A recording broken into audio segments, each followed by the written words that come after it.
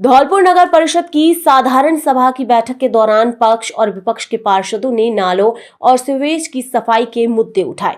पार्षदों का आरोप है कि बारिश से पूर्व नालों और सीवर लाइन की सफाई नहीं हुई। धौलपुर नगर परिषद सभागार में बुधवार को आपदा प्रबंधन को लेकर साधारण सभा की बैठक आयोजित की गई। बैठक में पक्ष और विपक्ष के पार्षदों ने बारिश से पूर्व नालों और सीवरेज की सफाई के मुद्दे उठाए।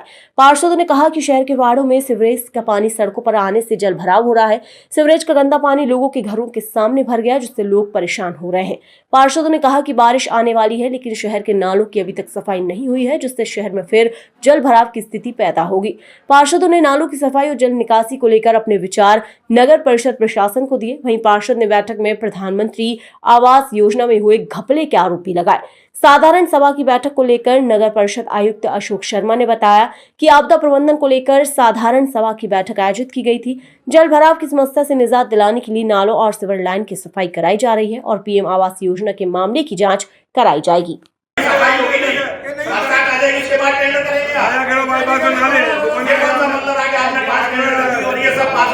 पुराना बस स्टैंड है, आपने नाला कौन सा बनाया? संतर रोड का नाला। बारिश आने वाली है, सीएम महोदय, आपने बजरिया वाला नाला कौन सा? ये हो रहा था कि मार्च अप्रैल में करा देंगे टेंडर, अभी तक टेंडर नहीं हुए।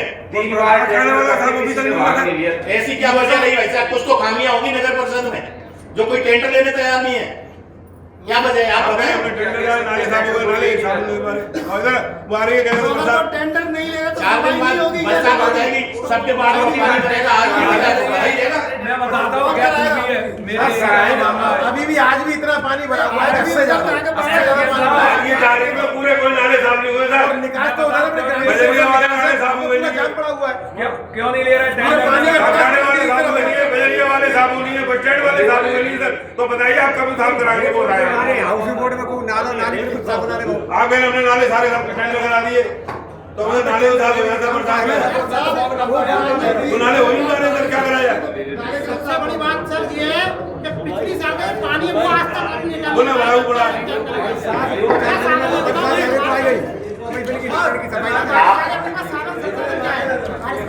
नारायण कॉलोनी में सीवर लाइन की बड़ी भारी समस्या है और एक्सीएम साहब से बार बार विगत कई महीनों से अनुरोध किया जा रहा है और वो आश्वासन दे देते हैं, लेकिन जिस तरीके से उस पर काम होना चाहिए वो कोई काम नहीं हो पा रहा, क्योंकि बारिश आने वाली है तो फिर समस्याएं बढ़ेंगी।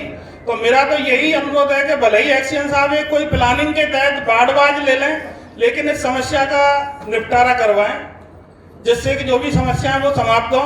दूसरा, चौपड़ा मंदिर से एक नाला जा रहा है शनिदेव की तरफ, वो पूरा भरा हुआ है, तो उसकी भी सफाई करवाई जाए। दूसरी, सीताराम कॉलोनी से जो नाला जाता है निकल के, वो आगे कैनरा बैंक वाले नाले में मिलता है, तो इधर से भी अगर उसकी पूरी सफाई हो जाए तो वो पूरा बारिश की जो समस्या है वो समाप्त हो जाए। दूसरा, जिस मुद्दे को लेकर के आपने जो मीटिंग का आज आयोजन किया है, इस पर नगर परिषद की क्या प्लानिंग है? बाढ़ राहत में या आपदा प्रबंधन में आप क्या करना चाह रहे हैं? हम लोगों से क्या सुझाव चाहते हैं या क्या समर्थन चाहते हैं? उस पर आप अपनी प्लानिंग बताएंगे साहब, हमने ये सोचा है और इस पर ये काम होना चाहिए। करने से पहले उस पार्षद से कांटेक्ट करें, उसको बुलाएं वहाँ पे और उसको बुलाकर ये दिखाएं कि ये इधर का नाला साफ हो रहा है, जिससे इनकी भी नॉलेज में रहेगा और कुछ कमी होगी तो ये बताएंगे, तो ये भी संतुष्ट रहेंगे फिर,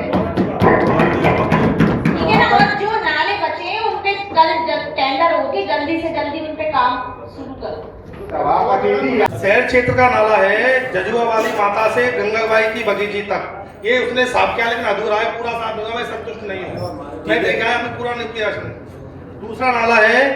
हाँ सर, क्या आज मीटिंग हुई, क्या मुद्दाओं में मीटिंग हुई थी? आज श्रीमान सभापति महोदय की अध्यक्षता में साधारण सभा की बैठक जो आयोजित की गई थी, इसका जो मेन एजेंडा था वो आपदा प्रबंधन से संबंधित था कि जो धौलपुर शहर में बरसात के मौसम में बाढ़ की स्थिति पैदा, जल भराव की समस्या पैदा जाती है, तो हमने वार्ड में किस तरह से क्या क्या समस्या है, कैसे से निपटा जाए, तो हमने एक तो नगर परिषद का एक्शन प्लान इसके बारे में सदन को अवगत कराया।